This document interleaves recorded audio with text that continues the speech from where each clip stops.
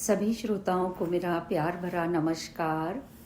मैं संतोष वैश्य, blessing team Chicago से। खुर्शीद भावनगरी जी द्वारा लिखित the laws of spirit world book के हिंदी ट्रांसलेशन जीवात्मा जगत के नियम किताब का 8वां ऑडियो प्रस्तुत कर रही हूँ। पिछले अध्याय में हमने जीवात्मा जगत के लोकों के और सर्वशक्तिमान ईश्वर के न्याय के बारे में जाना। अब आगे के रहस्य जानेंगे। अगला संपर्क 5 मई 1981 को किया गया, जिसमें विस्पी ने लोकों का संचालन किस प्रकार होता है इस बारे में जानकारी दी। लोक 1, 2 और 3 को नरक के रूप में जाना जाता है और लोक 5, 6 और 7 को स्वर्ग के रूप में जाना जाता है। लोक 4 मध्य का लोक होता है, ना तो स्वर्ग है और ना ही नरक। इसी लोक से मनुष्य आत्मा की शुरुआत होती है। लोक 7 में पहुंचना ही आत्मा का उद्देश्य होता है। वहां पहुंचने के लिए कड़ी मेहनत करनी पड़ती है। ये प्रगति अपने अंदर के सहज बोध पर निर्भर करती है। जब आप कोई ऐसा काम नहीं करेंगे जो आपको गिरा दे, तब आप जल्दी ही अपने लक्ष्य पर पहुंच जाएंगे। कुछ भाग्यशाली आत्माओं ने कर दिखाया है। इन 7 लोकों में हर एक लोक में एक अच्छी भली आत्मा, जिसे लोक प्रमुख कहा जाता है। उच्चतर लोकों में किसी प्रकार के बुरे काम या पाप नहीं होते। न्याय हमारे सबकॉन्शियस माइंड द्वारा लागू किया जाता है, इसलिए कोई पुलिस आदि की जरूरत नहीं होती। सलाह या मार्गदर्शन के लिए लोक प्रमुख आत्मा से मदद लेनी पड़ती है। लोक 7 का प्रमुख एक सम्राट की तरह सभी लोकों का प्रमुख होता है। कभी कभी और लोकों की उच्च भली आत्मा को भी श्री सर्वोच्च भली आत्मा की मदद लेनी पड़ती है। सभी उच्च भली आत्माएं विनम्र और दयालु होती हैं, बिल्कुल बराबरी का व्यवहार करते हैं, जैसे मजाक करना, साथ में हंसना, जैसे आप उन्हीं के स्तर के हो। उनका प्रकाश बहुत चमकदार होता है और अंगरखा इतना झिलमिलाता हुआ होता है, जिसे देखने से ही पता चल जाता है कि वो शुद्ध सच्ची भली आत्मा है। विस्पी ने बताया कि उन्हें यदि 1, 2 या 3 लोकों में कभी जाना पड़ जाए तो उन्हें सुरक्षा की जरूरत पड़ती है, क्योंकि वहां का वायुमंडल दूषित होता है। उनकी आंखों को इतने अंधेरे में देखने की आदत नहीं होती और वहां गलत वाइब्रेशंस और नेगेटिविटी उन आत्माओं पर प्रभाव डाल सकती हैं, बेचैनी बढ़ा सकती हैं। जब लोग 1 और 2 में जाते हैं तो एक सुरक्षा कवच पहनना पड़ता है, जिससे वहां की आत्माएं उन्हें देख ना सकें। उसी प्रकार उच्चतर लोकों में प्रवेश करने के लिए भी अनुमति और सुरक्षा लेनी पड़ती है। वहां पर अत्यंत तेज प्रकाश होता है। वहां की वाइब्रेशंस बहुत शक्तिशाली होती हैं और वायुमंडल बहुत हल्का होता है। एक लोक से अधिक कोई यात्रा नहीं कर सकता।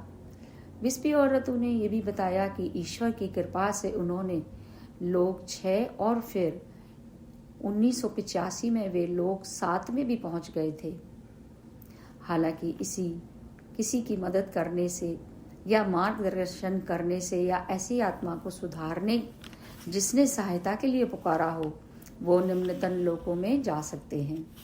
लेकिन वहाँ वो सिर्फ उस आत्मा ने जिसने उन्हें मदद के लिए बुलाया हो उनको दिखाई देते हैं। बाकी सबके सामने वो अदृश्य रहते हैं। वहाँ इतनी दुष्ट और बुरी आत्माएं होती हैं जो उन पर हमला भी बोल सकती हैं। वो उनका शारीरिक रूप से कुछ बिगाड़ नहीं सकती, क्योंकि उनके शरीर ही नहीं होते, पर उनको कैद करके मानसिक रूप से दुखी कर सकती हैं। यदि कैद कर लें तो फिर उच्चतर भली आत्माएं बचाने के लिए आती हैं। कुछ अन्य और भली आत्माएं ऐसी हैं जिन्होंने अपना अधिकांश समय 1, 2 और 3 में दूसरों का मार्गदर्शन और मदद करने में बिताया है। लोक एक की आत्माएं कभी मदद की गुहार नहीं लगाती। बिना मदद की गुहार के कोई वहां चला जाए तो वहां की आत्माएं गलत रास्ते पर इतनी दूर निकल जाती हैं कि उनका कोई इलाज भी नहीं हो सकता। वो लोग एक में सैकड़ों वर्ष गुजारते हैं। यदि किसी आत्मा का उसको उनकी गलतियों का एहसास हो जाता है तो वो बहुत पछतावा करती हैं और मदद के लिए पुकार करती हैं। तो कई उच्च भली आत्माएं लोक 2 और 3 की ओर तुरंत पहुंच जाती हैं। इस प्रकार लोक 2 और 3 की कई आत्माओं का उद्धार हो चुका है। लोक 5, 6 और 7 की आत्माओं के लिए प्रगति करना या उसी हालत में रहना उनके अपने ही हाथों में होता है। जीवात्मा जगत में लगातार उनकी धीमी उन्नति होती रहती है। निश्चित रूप से उनका कभी पतन नहीं हो सकता। हर आत्मा अपनी इच्छा के अनुसार काम करने की छूट होती है।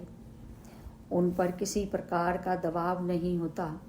अपनी इच्छा के अनुसार कार्य करती हैं। यह आत्मा की क्षमता के अनुसार होता है, नहीं तो उनका अवचेतन मन उन्हें अपने आप ही रोक देता है।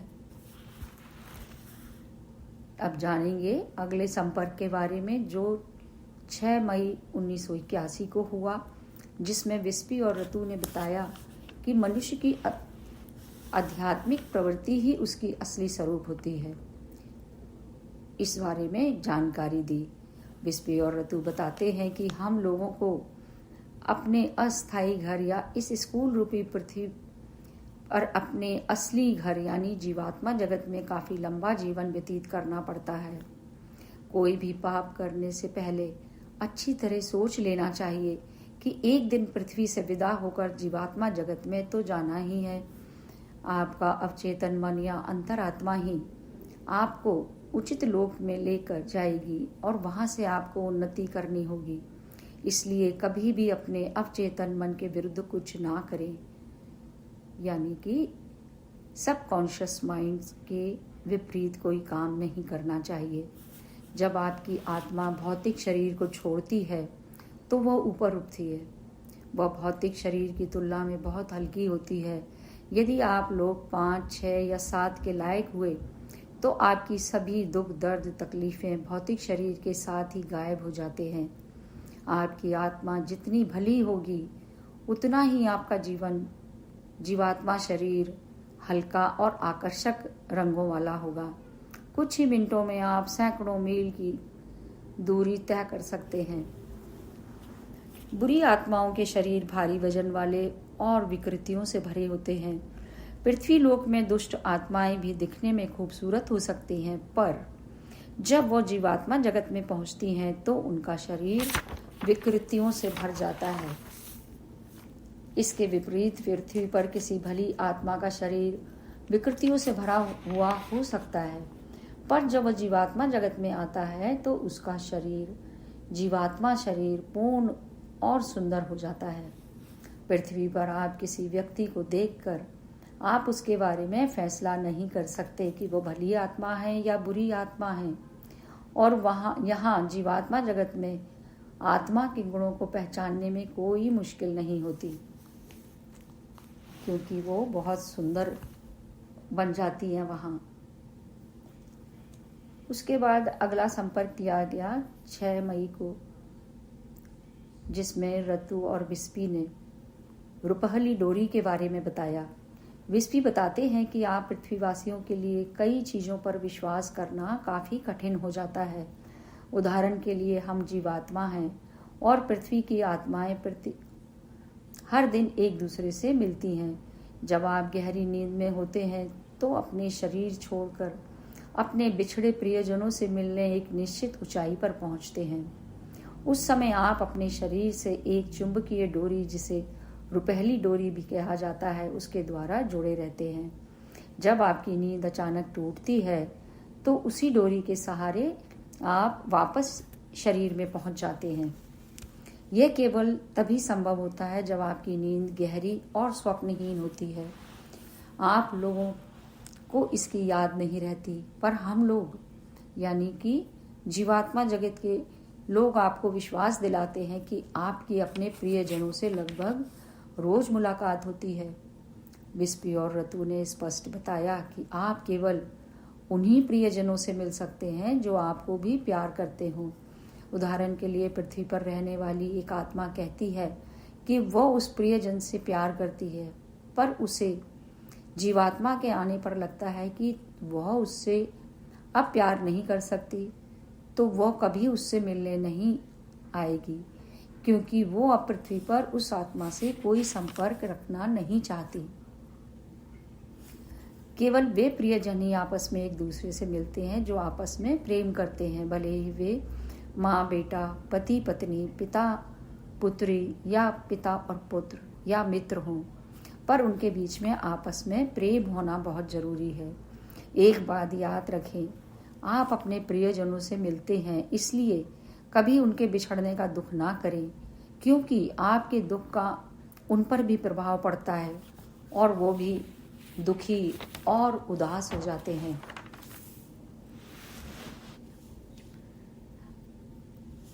अगला संपर्क 7 मई को किया गया, जिसमें विस्पी और रतु ने बताया कि नींद में हमें आरोग्य और मार्गदर्शन प्राप्त होता है। इस बारे में जानकारी भी दी।